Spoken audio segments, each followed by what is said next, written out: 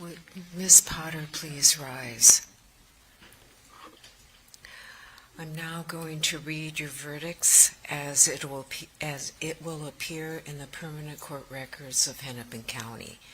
In the matter of State of Minnesota versus Kimberly Potter, court file number 27 CR 21 7490, we, the jury, on the charge of manslaughter in the first degree while committing a misdemeanor on or about April 11, 2021, in Hennepin County, State of Minnesota, find the defendant guilty.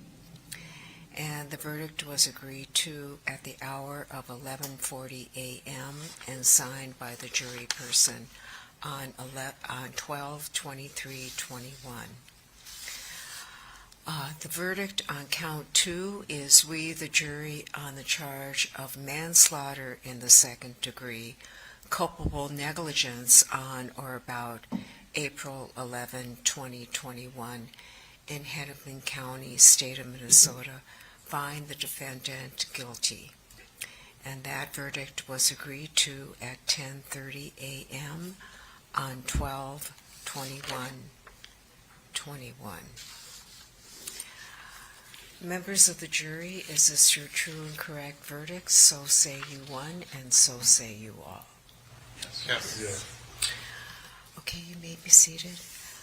And there you have it, the former Minnesota police officer Kim Potter, who drew her gun instead of a taser and fatally shot Daunte Wright during a traffic stop, was found guilty twice on Thursday.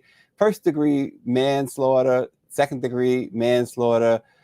We saw her shortly thereafter taken straight off to jail, no bail at the time.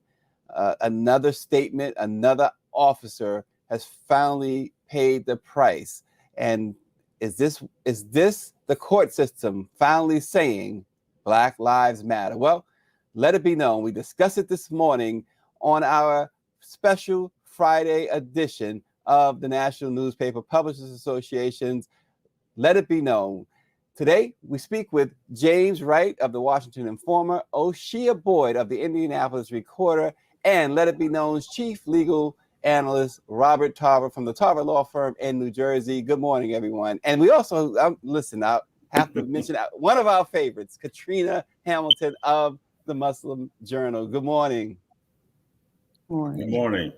Well, I'm going to go right to the legal mind. Attorney Tarver, first of all, was this a verdict that you expected, and what happens now? Yeah, absolutely not. This verdict was extraordinary, and it was extraordinary for a number of reasons. Number one, this woman, Kim Potter, checked off all of the traditional boxes that end up being an acquittal for a police officer. She was white. She was a white female. She was in a situation where she didn't have to acknowledge that she was doing this intentionally. And so I expected that there would be the possibility of some sort of verdict, but to get a first-degree manslaughter, which is that this jury looked at this and said that the highest degree of culpability is what we believe amounts to a conviction in this particular case. And what this really means, from my perspective, is that this was a jury who took the time to deal with the facts and not the externals of race, and not the externals of sex, and not the externals of the police officer benefits that they normally get. And that's why this is extraordinary. Yeah, Katrina, I want to go to you because, you know, we talk a lot about the way police have treated African Americans historically, and certainly of recent with the videos. But when you saw, Katrina, that they convicted her, comes on the heels of Derek Chauvin being convicted in the murder of George Floyd. She pretty much did not give much of an expression. What did you read in her body language? Well, I think, I have to say that she messed up when she stated that she was doing this in self-defense, because I think that was really, the deal breaker for her. Her tears didn't matter at that point. And I think she just realized that, you know what, this is deeper than, me messing up. My attorney's asking if I can go and spend some time with my family. This young man is not going to be returning back to his family. So I think the reality seeped in for her at that point. Yeah, absolutely. Oseye Boyd of the Indianapolis Recorder. Oseye, was there any wiggle room here? Had she? I say that meaning, could we have accepted, say, a second-degree manslaughter and a not guilty on the first degree? I don't think it would have been a matter of accepting it. I think it would have been a matter of that's what it was. But thankfully, it was not. And I also want to go back and say that she said right after she shot Wright, I'm going to prison. So she, I felt like when the verdict was read, she expected this because she knew she messed up big time. So I just want to make sure we remember that she said, I'm going to prison. Do we buy, and before I get back to our legal mind, I want to go to James. James, do we buy at all that she truly meant to use her taser? Do we buy that? Because the experts testified. Of course, you had experts on her side saying, yeah, you could see where it would be a mistake. But then she's 26 years on the force. He's a training officer. Did we buy for a moment that she mistook the taser for the gun? Well, let me just say that Kim Potter is a human being, and she, like human beings, we make mistakes. On that context, Stacy, the first degree manslaughter, I think, is wrong. I think with that, and Attorney Tarver can correct me on this, but I'm on pretty solid ground, is that you kind of have to have intent. And I don't think she intended to shoot him. I think she intended to tase him. So in my opinion, the first degree manslaughter was wrong. Now, in terms of doing what she did, and you pointed out her status as 26 years on the force, an esteemed member of the community. Even Keith Ellison acknowledged that she was an esteemed member, but she's human and she made a mistake and she is going to prison, but it shouldn't have been on first degree manslaughter. Well, does her own words, though, contradict that, James? As Katrina points out in the text here, she said self-defense. How do you claim self-defense and then say at the same time, oh, I didn't mean to shoot him?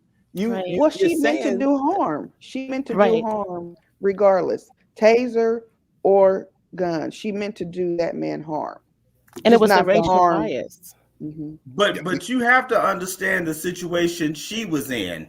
It was a tense situation in her mind, and she had to make sure that as police officers have to be in control whenever they're in a situation where they're about to arrest someone. Let me say this also. Mr. Wright, no relation to me, Mr. Wright also has some responsibility. Once they placed the handcuffs on him, he should have stayed right there and not moved. Okay, James is about to get into trouble. He's about to get into trouble. You're in trouble now, James. I don't think he's in trouble. Let me just say this. I have to agree with James a couple of points. Number one, I don't think anyone who really looked at this thing and looked at what happened would really think that she intended to shoot him with a handgun. Her language in dealing with this at the same time, the contemporaneous language talking about tasing suggests that she knew what she was doing at that particular time. Or she believed that she was using a taser. But intent has nothing to do with this crime. Manslaughter is a crime that says that you don't have to have requisite intent, but you do have to have a degree of recklessness and negligence. And that's what makes manslaughter different than, for example, aggravated homicide, aggravated murder, or murder. It is a degree of homicide. But let me tell you this. Here's where I think the problem was. And your guests, Katrina and others have really pointed to this. I think her defense attorneys failed her here. And they failed her because they tried to make the case about Daunte Wright as opposed to making the case about her. When I've tried manslaughter cases, because they don't require intent, the one thing that you try to look at is to say, this is a person who didn't intend to do this and Understand this person's motivations at the time. Understand the type of person this is. When you start to argue that the victim had some sort of culpability here, and you make that the centerpiece of your case, you then sound like you are trying to scapegoat. And people look at these types of accidental killings and say, but for the grace of God, this could be my son, my daughter, or someone else. And they don't want to hear you say that, oh, he may have deserved this. They want to hear you say, I'm really, really sorry for it. And that's how we get what we call jury nullification, where despite the facts, despite the charge, despite what the actual charge is and what the law says, a jury can always say, we don't care about what the law says. We want this person to walk because we believe that it is just as opposed to accountable. Can I say something too? Because, and I totally agree, Attorney Tarver. And here's the problem with this case as well. Number one, and I understand where you're coming from, Mr. Wright. Yes, we must, try to respect, law enforcement at all times. But this young man was pulled over for something that was extremely minor. He wasn't a criminal. He didn't rob anyone. It was something that was very minor, and yet he lost his life. And that fear, that implicit bias, that racial bias that Kim Potter had caused her to be reckless. Yeah. Katrina, and so I agree with wait, you. let me cut in for 1 second there, James, and we're going to let Katrina finish, but we do have Dr. Chavis joining us now. Let's bring on the president and CEO of the National Newspaper Publishers Association, Dr. Benjamin Chavis. Dr. Chavis, good morning. Good morning. Good morning, all, and good morning to our guests. On behalf of the National Newspaper Publishers Association, Karen Carter Richards, our distinguished chair, publisher of the Forward Times in Houston, Texas. We represent 250 African-American owned newspapers and media companies across America, and our guests also represent those papers. So thank you so much as we discuss the afterfact of the verdict, a justifiable verdict that happened yesterday, finding Kim Potter guilty of manslaughter. Yeah, now I want to go back to Katrina, and then James, we'll let you respond. I know Oshia has a lot to say about this as well, so let's give room for everybody to jump in here. Katrina, go ahead and finish your thought. Yes, just being mindful of the time. Again, the fact that her racial bias caused her to be fearful of this young man for something that was very minor resulted in him losing his life. And I think, we have to also, thank the judge and the jury in this case, which was very different from Kyle Rittenhouse. My husband was like, that's the young man who these officers are getting convicted, but he's the one who really should be convicted, and he got off scot-free. And I'm like, well, yes, but you have to look at, the judge and the jury in that case, And so, again, we're tired, we're fed up, and it's taking people of all races who are just genuinely feel as though Black people are human, right? That's the problem that we're having when we're seeing all of these incidents. And I think, James, one of the biggest issues here, too, is that Kim Potter was not the first officer on the scene. There were other officers on the scene handling that. Her initial reaction was to use a weapon, whether it be a taser or a gun. And that's, I think, Attorney Tarver, that was a big problem as well. It was, and two things about this. Number one, it shows that these officers didn't engage in what we try to teach them, which is de-escalation. Yes. Instead, they engaged in escalation. They brought it up. They pulled out a weapon. They had his license plate. They knew where he was. They knew his car. They didn't even have to pursue him in any way. In fact, most of the guidelines for chases and things of that nature say there are only very serious types of crimes that you can engage in that type of behavior. This was not one of them. And so, when you look at this, this thing went wrong on so many different levels. They should not have stopped him for a simple door hanger or odor, deodorizer. Air freshener, yes. Yeah, he should not have resisted it in any way. But that's the problem. When you get in these things, it didn't have to end like this. It didn't have to start like this, and it didn't have to end like this because of the actions of this particular officer. James, Katrina said that he was scared, and what Attorney Tarver is describing, he was scared, James. I have no doubt about that. And I'm with Katrina in terms of implicit bias. Many of our police officers suffer from implicit systemic racism in terms of bias. I think, but we have to look at it in terms of a broader set. Keep in mind that Ms. Potter had done a license check, and this man, Daunte Wright, had a weapons. He had a warrant for weapons possession, and in any police officer, that's going to set off bells. So we have to keep that in mind. And also, like I said, she was a veteran. She made a bad decision, made a very, very bad decision. She should not have killed him. But let me say this, she should not have been convicted of first-degree manslaughter. The second-degree manslaughter was fine, but not first-degree. Oshia? Well, yes, she should have. Come on, Oshia. And she was. and I recognize the fact that he had a warrant for weapons. I recognize that. But the initial stop was for expired tags and an air freshener. That is a bogus. That is expired tags and an air freshener. That's over policing. You're stopping for an air freshener. Come on now, everybody has an air freshener in their car. Why are we stopping for, and why are we having so many police officers stop one person for expired tags and air freshener? No one knew about the warrant until they ran his name. So that was not what he was stopped for initially.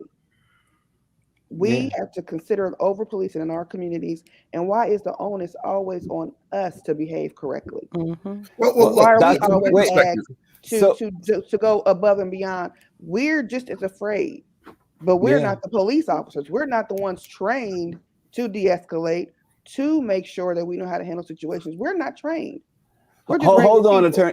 Attorney Tarver, hold on. Let me just pose this to Dr. Chavis. Dr. Chavis, as Oshia, I hear exactly where she's coming from. You know, they stopped them for the air freshener, not for the warrants.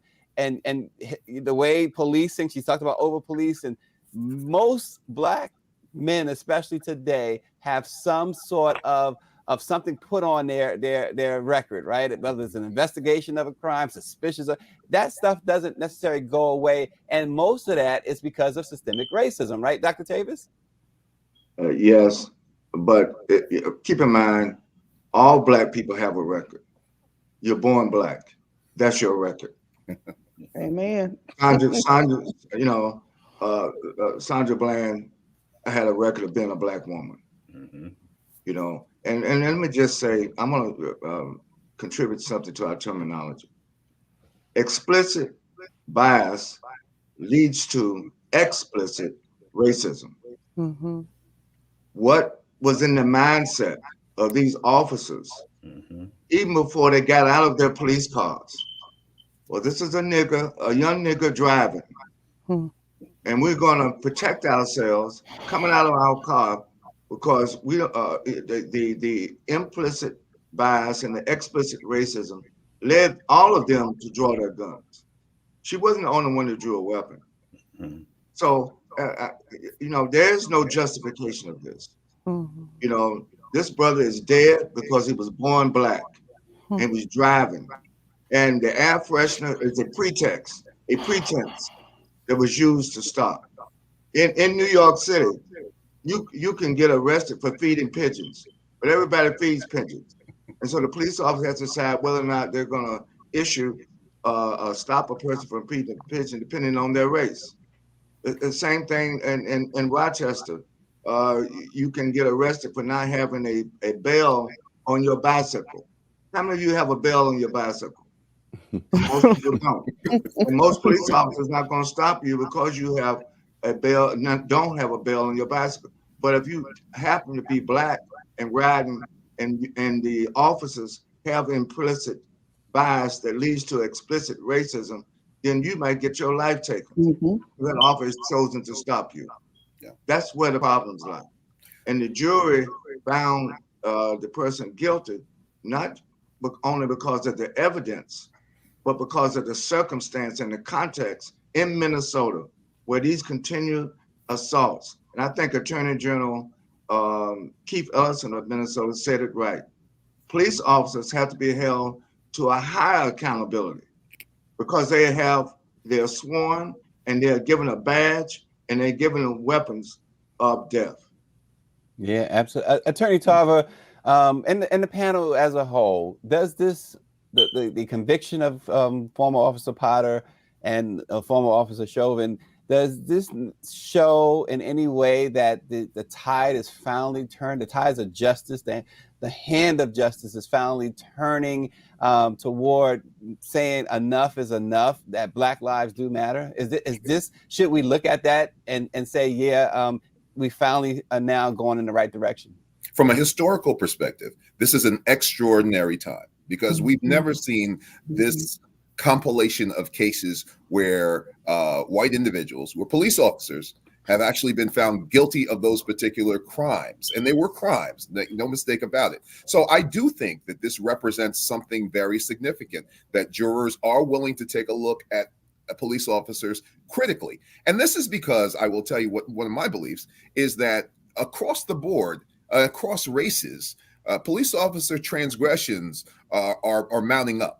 And white people are starting to see the behavior and misbehavior of police officers as well as others. And so the accountability, and I really like the idea that they got away from the idea of justice and started dealing with the idea of accountability. The accountability falls on police officers for what they do to all people now. And I think they're starting to look at things differently. Yeah, Katrina? No, I agree. And, as I was saying earlier too, this has, this sets precedents too for what's happening all across the board, not just in, law enforcement, but also, as an educator. I always go back to the classroom. We talk about suspensions and expulsions and, arrest of our Black students in schools. And we have to understand that this implicit and racial bias causes extreme reactions and actions that impact our children and youth's mental health, their physical health, and then the case of Daunte Wright, his life. And so, we are looking at this more, and I'm just grateful that something is finally happening, Yeah. But I also want to make sure that we send a message to that. Sorry, but these tears just don't protect it any longer. Yeah, but you know what? We need to support something James said. And I think James makes a really good point.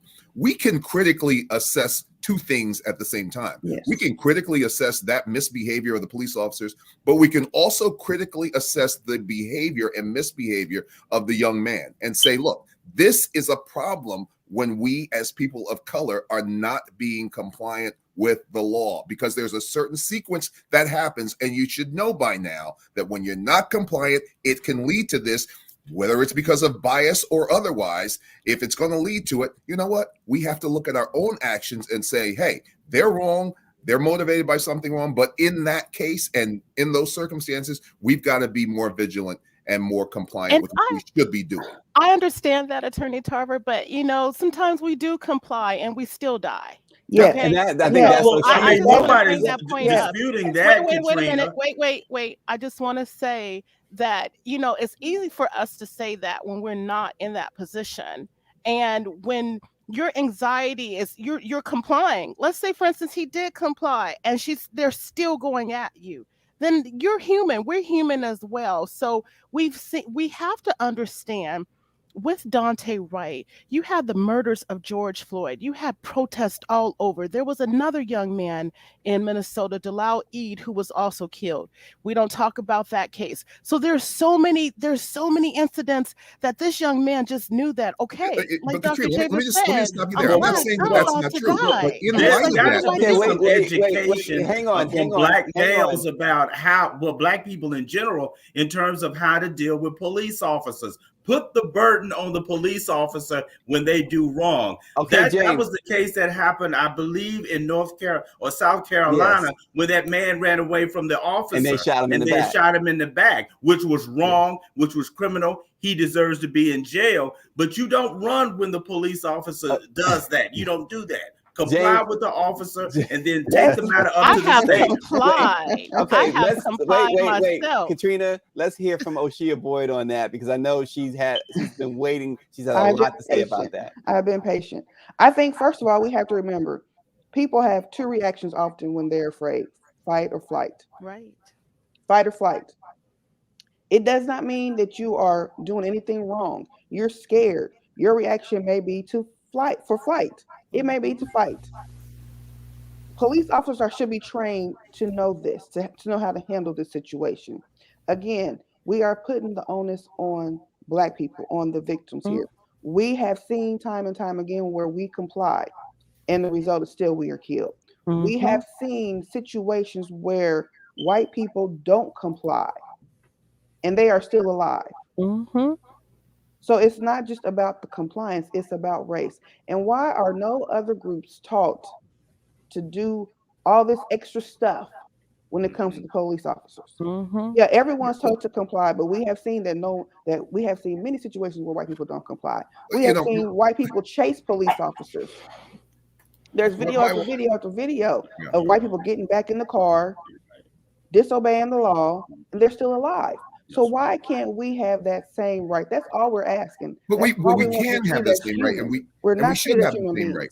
We don't have those same rights, or we we should have the same right. But let me give you an example. My wife is immunocompromised. Now, not through any fault of her own or anything else like that, but she has to stay out of certain situations because she's immunocompromised. She has to recognize that she is susceptible because of what's going on with her.